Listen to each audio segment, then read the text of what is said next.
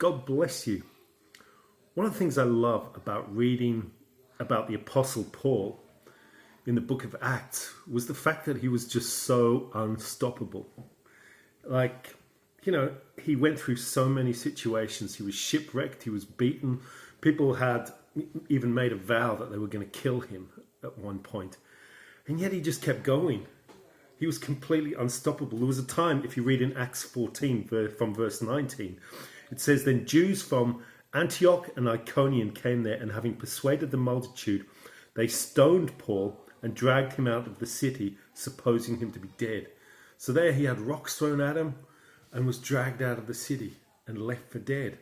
However, when the disciples gathered around him, right, and they would have gathered around to pray, he rose up and went into the city, and the next day he departed with Barnabas to Derbe. And the point was that he was just so unstoppable. Like, it kind of reminds me of the Rocky films or one of these Terminator things that, from a while back, where no matter what was thrown at him, he just kept going. It was amazing. This unstoppableness, that's not even a word, but that unstoppable nature of the Apostle Paul. And it's so beautiful. And you look at those disciples and they were so focused. Like in Acts 4, they prayed for boldness.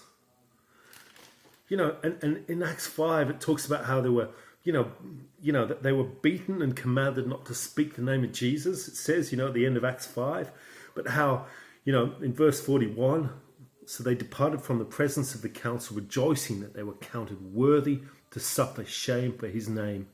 And in the temple, in every house, they did not cease teaching and preaching Jesus as the Christ. And so there you can see that the focus was not upon their own needs, but upon on the Lord. That was their focus, about being bold for the Lord. I know for myself, there was a time when your focus would be, oh Lord, I pray for a nice parking space today, or Lord, I pray for this, or oh, I pray I have a nice day at work. And the focus is very much on me. And don't get me wrong, we're allowed to pray for those things. But I love the fact that their focus was praying for more boldness. Not for things to become easier, but for more boldness. To take the gospel forth. Despite any persecution of the enemy, they were just unstoppable. And that to me is just such a blessing, such an encouragement to know that, that we had to be like that, where we just want to take the gospel forth. Anyway, that's my word for today. God bless you.